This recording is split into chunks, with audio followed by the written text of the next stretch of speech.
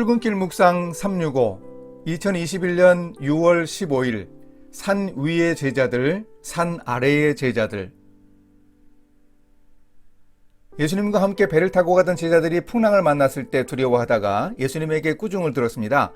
너희 믿음이 어디 있느냐?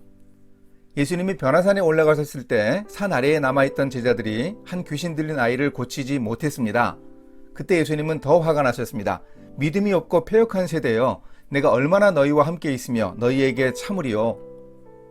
믿음에 관해 말씀하시는 예수님의 꾸지람을 잘 살피면 우리 일하는 제자들이 추구해야 할 믿음에 대해 배울 수 있습니다. 오늘 말씀은 누가복음 9장 37절에서 43절입니다. 이튿날 산에서 내려오시니 큰 무리가 맞을새 무리 중에 한 사람이 소리질러 이르되 선생님 청컨대 내 아들을 돌보아 주옵소서. 이는 내 외아들이니이다. 귀신이 그를 잡아 갑자기 부르짖게 하고 경련을 일으켜 거품을 흘리게 하며 몹시 상하게 하고야 겨우 떠나가나이다. 당신의 제자들에게 내쫓아 주기를 구하였으나 그들이 능히 못하더이다. 예수께서 대답하여 이르시되 믿음이 없고 패역한 세대여, 내가 얼마나 너희와 함께 있으며 너희에게 참으리요.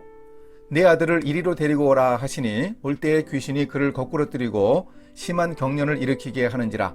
예수께서 더러운 귀신을 꾸짖으시고 아이를 낫게 하사 그 아버지에게 도로 주시니 사람들이 다 하나님의 위엄에 놀라니라. 예수님의 제자들은 예수님이 주신 능력으로 귀신을 쫓아내는 사역을 이미 경험했습니다. 그런데 이번에는 귀신 들리고 간지를 앓는 아이를 고칠 수 없었습니다. 예수님이 아이 아버지의 하소연을 듣고는 말씀하셨습니다. 믿음이 없고 패역한 세대여, 내가 얼마나 너희와 함께 있으며 너희에게 참으리요.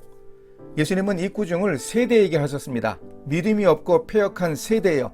꾸지람을 들은 대상이 누구일까요? 제자들뿐만 아니라 거기 모인 무리도 포함됩니다. 또한 예수님의 능력을 의심한 아픈 아이의 아버지도 포함됩니다. 이 꾸중을 피해갈 사람들이 없습니다. 그런데 예수님이 이 세대를 꾸짖기만 하시지는 않습니다.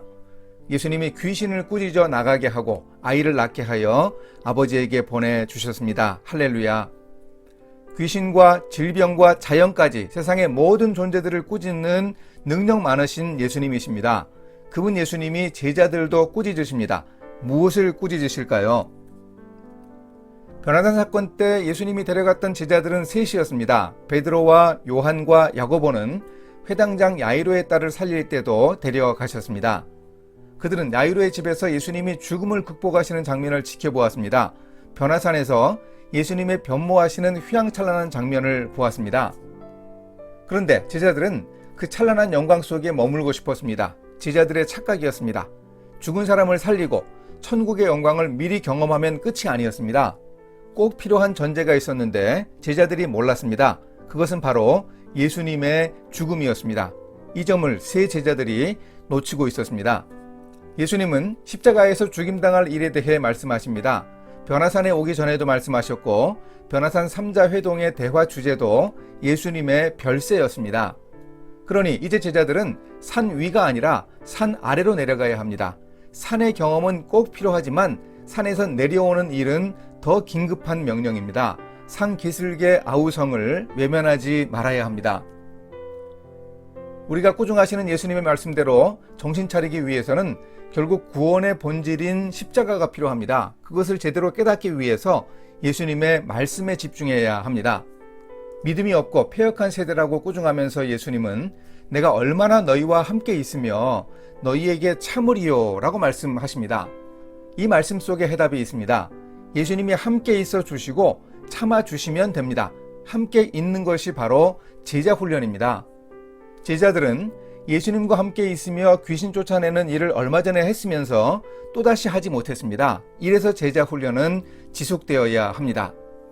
우리가 예수님과 더 오래 함께 있어야 합니다. 함께 있으면 뭘 합니까? 함께 먹고 자고 여행하고 말씀도 듣고 기도도 하지요. 또 야단도 맞으며 정신 차리기도 합니다. 제자들이 라떼는 말이야 라면서 과거에 집착하는 왕년병의 치료를 위해 예수님은 강평회 시간에 제자들에게 특별 처방을 내리셨습니다. 누가복음은 강평회를 생략합니다. 하지만 마태와 마가가 기록합니다. 예수님의 처방은 바로 기도와 믿음입니다. 라파엘의 그림을 보면 변화산 위 왼쪽에 있는 두 사람은 아마도 제가 생각하기에 천사입니다. 한 천사의 기도하는 손이 보이시나요? 라파엘이 자신의 그림 속에 힌트를 담아 놓았나 봅니다. 졸다가 깨서 초막을 세 채 짓는다느니 꿈에 취한 헛말은 그만두고 제자들은 기도했어야 합니다. 기도가 정답이었습니다. 산 아래의 비참한 상황을 보면 왜 기도가 필요한지 알 수 있습니다. 기도는 하나님만 하실 수 있다는 고백입니다. 이 사람들의 손을 좀 보십시오. 제대로 가누지 못하는 아이의 손, 어떻게 좀 해보라며 하소연하는 손, 저 아이를 좀 고쳐보라고 가리키는 손, 저 위 산을 가리키며 어쩔 수 없다는 손, 두꺼운 책을 들춰보며 잠깐 기다려보라는 손, 그들의 손을 좀 보십시오. 왜 하나님만 하신다는 믿음을 가지고 두 손 모아 기도하지 못했을까요? 기도하며 하나님만 의지해야 오늘 우리의 문제들도 풀 수 있습니다. 이렇게 실천하겠습니다.